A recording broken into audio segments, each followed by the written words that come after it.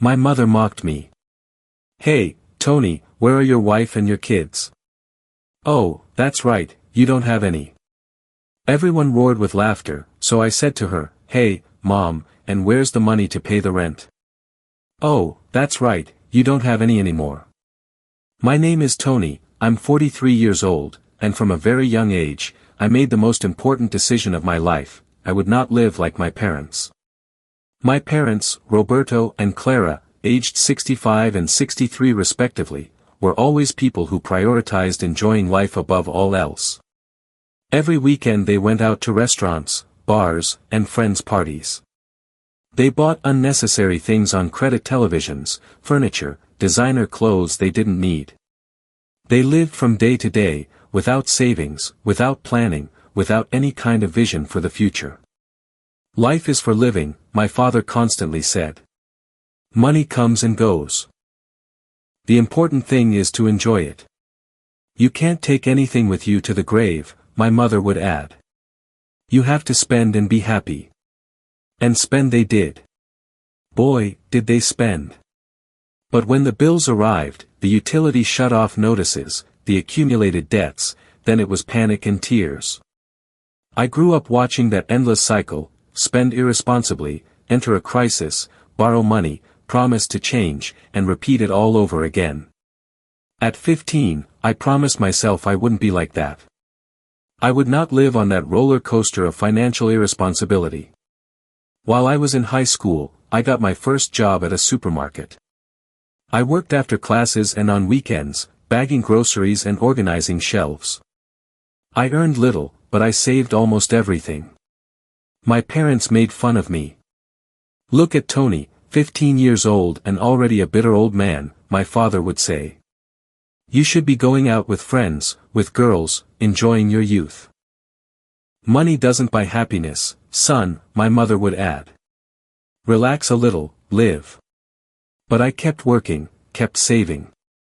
When I graduated from high school at 18, I had enough money saved to pay for my first year of college. I studied accounting at a public university while continuing to work nights as a security guard. I slept 4 or 5 hours a night, I didn't go to parties, I didn't have a girlfriend, I didn't spend money on designer clothes or outings with friends. Every peso I earned, I either invested in my education or saved it. "Tony, life isn't just about working," my mother would constantly scold me. "Find a girlfriend, start a family. Money isn't everything. You're going to end up alone and bitter," my father would add. "What's the use of having money if you have no one to enjoy it with?" Meanwhile, my younger brother, Pablo, was the perfect example of what my parents wanted me to be. Pablo married his high school sweetheart, Andrea, at 22.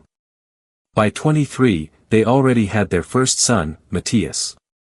At 25, their second, Lucas. My parents constantly held him up as an example. "Look at your brother," my mother would say with pride. "He knows what's important in life. He has a beautiful family. Those children are our joy. Pablo understands that life isn't just about money," my father would add. "It's about love, family, shared moments. That's what's really valuable." What they didn't mention was that Pablo never had a stable job. He worked temporary jobs that lasted weeks or months before he was fired or quit because he didn't like the environment or the boss was too demanding. Andrea didn't work either. According to her, she had to stay home to take care of the children, even though both were already school-aged. How did they survive? Simple. My parents supported them. They constantly gave them money for rent, food, utilities, the children's clothes. Everything. And when my parents didn't have money, they went into debt, took out loans, used credit cards, all to support Pablo, Andrea, and the kids. I graduated from college at 23. I immediately got a job at a medium-sized accounting firm. My first salary was $2,500 a month. It wasn't much, but to me, it was a fortune. I continued to live modestly. I rented a small room. I cooked at home, didn't go out, didn't spend on anything unnecessary. I saved and invested 80% of my salary. By 25, I already had $30,000 saved. By 28, $80,000. By 30, more than $100,000. Meanwhile, I strategically changed jobs, always looking for better opportunities.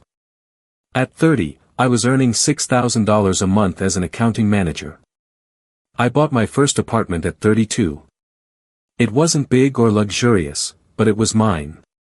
No debt, paid for completely in cash. My parents came to visit me when I moved in. They looked around with an expression of disapproval. "It's very small," my mother commented. "And it's empty, no warmth of a home." "Of course, because you don't have a family to fill it," my father added. "Look at your brother's apartment.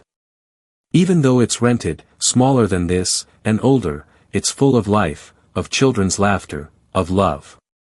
They didn't mention that I paid for Pablo's apartment, because yes, by the time I turned 30, my parents' situation had worsened drastically.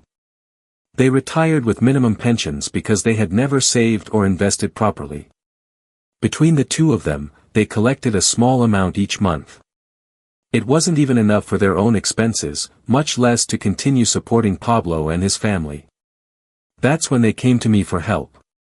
"Son," my father said with tears in his eyes, "we need your help. They're going to evict everyone. Us, Pablo, Andrea, the children. They're going to be on the street. We can't let those babies suffer," my mother sobbed. "They're innocent. Please, Tony. We know you've been successful. We know you have money. Please, help us." I could have said no. I could have reminded them of all the years they criticized me for being bitter and obsessed with money. I could have told them this was a direct consequence of their irresponsible decisions. But I didn't, because at the end of the day, they were my family, and I couldn't let my innocent nephews be on the street because of the adults' mistakes. I found a 3-bedroom apartment in a decent neighborhood. It wasn't luxurious, but it was safe and spacious. The rent was $1,200 a month. "You can live here," I told them. "I'll pay the rent, but you have to cover the utilities and food with your pensions and whatever Pablo can earn." "Thank you, son," my mother cried, hugging me. "You're an angel, a true angel. I knew we could count on you," my father said with relief. Pablo said nothing, just nodded, as if it were the most natural thing in the world for his older brother to pay for his housing. But it didn't end there, because it turned out that with my parents' minimum pensions and Pablo's sporadic jobs, they didn't have enough for utilities and food for 6 people. So I started sending them an additional $2,000 every month, $800 for utilities and $1,200 to supplement their food and basic expenses. In total, I was paying $3,200 monthly to support my family, the $1,200 rent and the $2,000 in monthly aid. And I did this for several years of paying $3,200 a month. That's $38,400 a year. Did they ever thank me? No, not really. It was simply expected, assumed, as if it were my obligation to support them. Meanwhile, I continued to grow professionally. At 35, I was the chief financial officer of a medium-sized company, earning $16,000 a month. I sold my first apartment at a profit and bought a beautiful 4-bedroom house with a large garden in an exclusive neighborhood. I bought a sports car. I traveled first class to different countries 2 or 3 times a year. I had investments in stocks, bonds, and real estate that were constantly growing. At 38, my net worth was over $1 million. At 40, almost $2 million. But every family gathering was the same. The same criticisms, the same backhanded comments disguised as concern. "Poor Tony," my mother would say at every family dinner. "So much money and he eats alone in that huge house. When you die, who's going to inherit all that?" she would ask in a mocking tone. "Your cats. Your car." My brother would roar with laughter. "At least I'll have someone to take care of me when I'm old. My sons will take care of me." Who's going to take care of you? Your bank account. Andrea, his wife, always added something. It's just that Tony never had time for love. He was too busy counting his money. And they all laughed. My father, my mother, Pablo, Andrea, even some uncles who were present. I swallowed my anger in silence, forced a smile, changed the subject because I thought, they're my family, I'm helping them.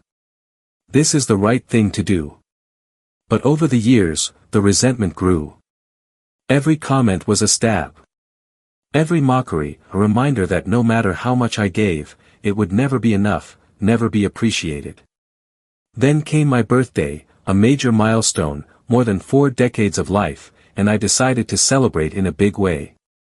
I organized a massive party at my house. I invited over 50 people, grandparents, uncles, cousins, friends from the neighborhood, neighbors, colleagues from work, everyone. I hired a catering service to prepare a full barbecue. We bought over 30 kilograms of meat, ribs, chorizo, chicken, everything. Gourmet salads, elaborate desserts, premium drinks, expensive wines, whiskey, craft beer, brand name sodas. I hired a professional DJ with a full sound system and lights.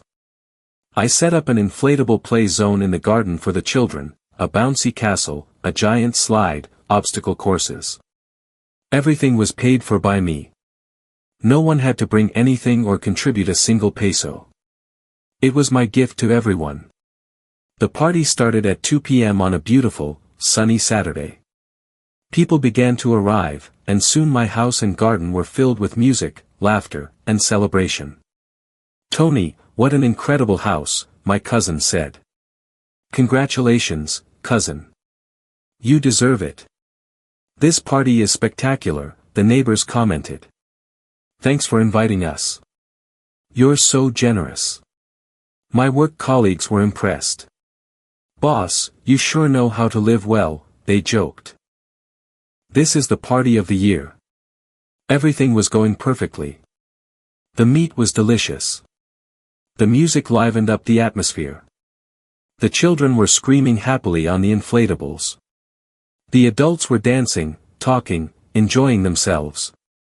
Around 6 p.m., after everyone had eaten, we were at the dessert and coffee stage. I was sitting at a table with some friends, relaxed, genuinely enjoying my birthday. Then, my mother, who had been drinking wine all afternoon, stood up in the middle of the yard.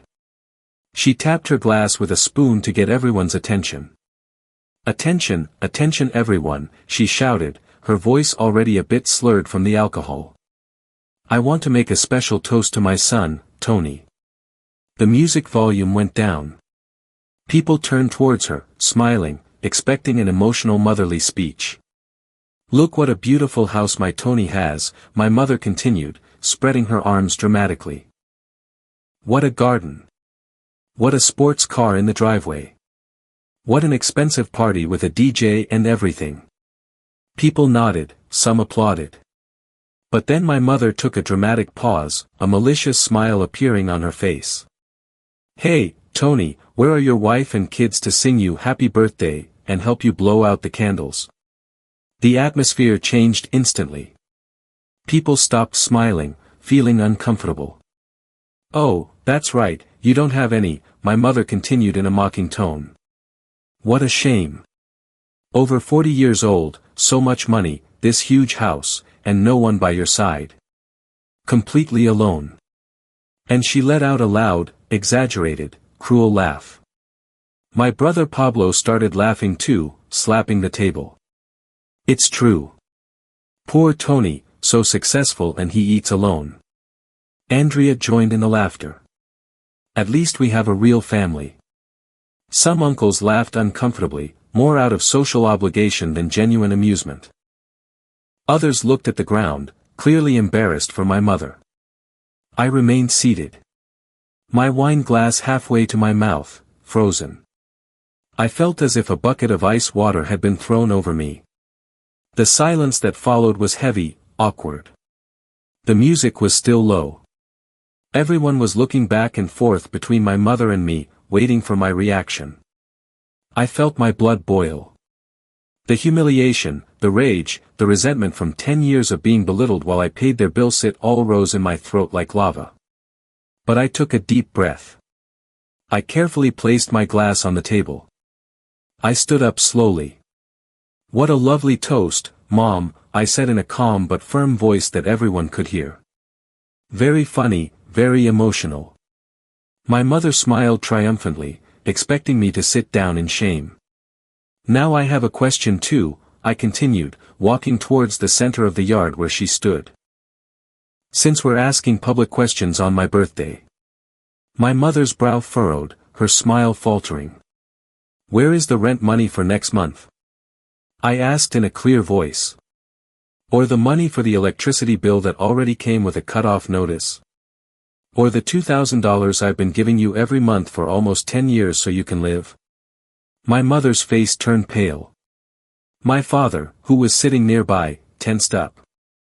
"Oh, right," I continued, looking around at all the guests who were now watching me with absolute attention. "That money doesn't magically appear either, does it, Mom? It comes out of my pocket. Just like this meat you all ate today, just like these drinks you've had, just like this DJ you're enjoying, just like these inflatable games where your grandchildren are playing happily. It all comes out of my pocket." "Tony, this isn't the time," my father began weakly. "Not the time," I repeated, my voice rising. "It wasn't the time when Mom decided to publicly humiliate me at my own birthday party. So, now is the time." My brother Pablo stood up, his face red. "Don't be so dramatic. It's just a few bucks you give us." I turned to him. "A few bucks. A few bucks." I took out my phone and opened my notes. "I have everything written down here, Pablo, because I actually keep track of my money, unlike you who spend it without thinking." I read aloud, "Monthly rent, $1,200. Additional monthly help, $2,000. Total monthly, $3,200. Multiplied by 12 months a year, $38,400. Multiplied by 10 years, $384,000. $384,000. There were murmurs among linguists, several people whistled under their breath. 384,000, I repeated, putting my phone away. "That's what I've given you in 10 years. I have it written down because I earned every single peso of that money by working. While you lived from party to party, from criticism to criticism, from mockery to mockery. We are your family," my mother shouted, tears starting to stream down her face, though I wasn't sure if they were genuine or for dramatic effect. "You have an obligation to help us." "An obligation?" I said with a bitter laugh. "And what obligation did you have? The one to constantly criticize me for being responsible? The one to make fun of me for not having a wife and kids? The one to publicly humiliate me at every family gathering?" I turned directly to my mother. "You always said that money doesn't buy happiness, Mom. That the important thing is to enjoy life, that I was a bitter man for saving and investing." I paused, letting my words resonate. "Perfect," I said, my voice as cold as ice. "Starting tomorrow, you can all be very, very happy without my bitter money." "What are you saying?" my mother stammered. "I'm saying it's over," I said firmly. "The $3,200 a month is over. The paid-for apartment is over.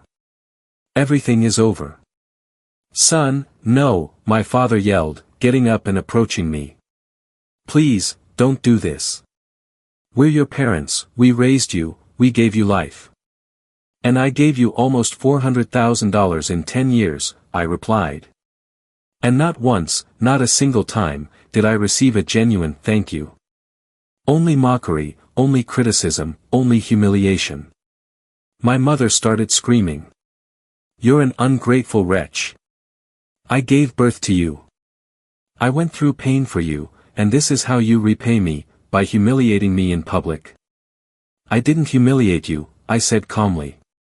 "You humiliated yourself when you decided to mock your son on his birthday in front of 50 people. I'm just responding with facts." Pablo advanced towards me aggressively. You're a bitter, miserable man. If it bothers you so much to help your family, then never ask us for anything ever again. We don't want you in our lives. Perfect, I said, unfazed. Because I don't want you in mine either. I took out my phone again and opened my banking app. The screen was visible to everyone. Rent for the apartment where you live, I said aloud while navigating the app. Automatic monthly payment of $1,200. Cancelled. I pressed the button. Everyone could see the confirmation on the screen. Electricity, water, gas, I continued. Automatic monthly payment of $300. Cancelled. Another click. Monthly transfer of $2,000 for expenses. Cancelled. One more click. I put my phone away and looked at my family. Done. It's done. All payments are cancelled. From today, you support yourselves. My mother tried to hit me. She literally raised her hand to slap me. I gently stopped her by the wrist. No, I said firmly. Not anymore. You're going to leave us on the street, she shrieked hysterically. Your parents, your brother, your nephews. You put yourselves on the street, I said, with years of financial irresponsibility, with years of living beyond your means, with years of depending on me while treating me like dirt. I'm just stopping the subsidy for that lifestyle. My father grabbed my arm, crying openly now. Son, please, don't do this. We'll change. We won't make fun of you anymore. We promise. It's too late for promises, I said, pulling my arm free from his grasp. You had 10 years to treat me with respect. You chose not to. You're a monster, Andrea shouted. It's not my children's fault. You're going to leave them homeless. Your children are your responsibility, I said, looking at her. Pablo's and yours. Not mine. You are the parents. Get stable jobs and support them yourselves. I turned to all my guests, who were watching the scene with a mixture of shock, discomfort, and in some cases, approval. I'm very sorry you had to witness this, I said in a softer voice. But you've heard everything. For 10 years, I supported these people, and today, on my birthday, they publicly humiliated me. So now, the party continues, but for those who genuinely appreciate me. The rest of you, please leave my house. We're not leaving, Pablo shouted. This is a family gathering. It was a family gathering, I corrected. Now it's my private property, and I'm asking you to leave. If you don't do so voluntarily, I will call security. Try it, Pablo challenged, crossing his arms. I took out my phone one more time and called the private security service I had hired for the party as a precaution. I need you to escort 4 people off my property, I said when they answered. They are refusing to leave after being asked. 2 minutes later, 2 large, professional security guards entered the garden. Sir, one of them said, which are the people who need to be escorted out? I pointed to my mother, my father, Pablo, and Andrea. Those 4. I want them off my property immediately. You can't do this, my mother screamed as the guards approached. I already did, I said, emotionless. The guards, trained and professional, firmly but without violence escorted my parents, brother, and sister-in-law to the exit. My mother was screaming, my father was crying, Pablo was insulting me with every word he knew. Andrea was threatening to sue me. The guards took them all the way to the front gate. I locked the gate after they left. I could still hear them outside, yelling, banging on the gate, cursing. I went back to the yard. The silence was absolute. Everyone was looking at me with varied expressions. Then, my uncle Arturo, my father's older brother, stood up and began to applaud. It was about time, Tony, he said in a loud voice. It was about time you stood up for yourself. We all knew how they treated you. We all saw it, and I always thought you were too good to them. Others began to applaud as well. Several cousins, some friends, even neighbors. "You deserve respect, Tony," my cousin Valeria said. "What you did wasn't cruel, it was fair." "Dude, you're a saint for having put up with them for so long," my friend Jorge whistled. The party continued until 3 in the morning, now with a different, more genuine energy. Without the toxic presence of my immediate family, everyone seemed more relaxed, happier. The next day, Sunday morning, I checked my online banking to confirm that all automatic payments were indeed cancelled. They were. I blocked the phone numbers of my parents, Pablo, and Andrea. I blocked their social media profiles. I cut off all communication. Over the following weeks, they tried to contact me in every possible way: unknown numbers that I didn't answer, emails that I deleted without reading, messages through other relatives that I ignored. Pablo called me over 100 times in the first week alone. The first voicemails were pleas. "Brother, please, reconsider. The kids need to eat. Don't be inhuman." Then they turned into insults. "You're trash, a miserable bastard. I hope you die alone and bitter. Nobody will come to your funeral." I didn't respond to any of them. My uncle Arturo called me one day to give me an update, although I hadn't asked for one.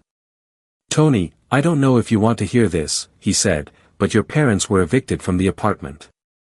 They couldn't pay the rent without your help." "I see," I said, without emotion. "And Pablo?" "Pablo moved to another province. He got a job in a factory. He's living in a boarding house, a shared room with a common bathroom. He's earning minimum wage. Andrea stayed here with the kids, living with her mother." "I understand," I said. "Your parents are living on their minimum pension in a room rented to them by an acquaintance. It's very basic. They can barely afford to eat." "You reap what you sow," I said simply. "Don't you feel anything?" my uncle asked with genuine curiosity, not judgment.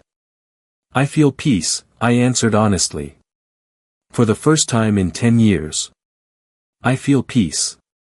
It has been 6 months since my 40th birthday. 6 months since I completely cut off my immediate family. I live peacefully in my big house. I go for drives in my sports car whenever I want. I travel without guilt. I invest my money in myself and in causes I care about. Do I regret it? Not at all. Do I feel guilty? Sometimes, in weak moments, but then I remember that day my mother publicly humiliated me. I remember 10 years of mockery and belittlement, and the guilt disappears. Because I learned something valuable: giving without limits to people who don't value you isn't generosity, it's self-destruction. My parents always said that money doesn't buy happiness. They were right, in part.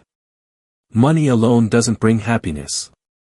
But money used wisely, invested in yourself, in your peace of mind, in your freedom, in people who genuinely appreciate you, that money does contribute to happiness. And for the first time in my life, I am completely happy. Subscribe for more daily stories. M.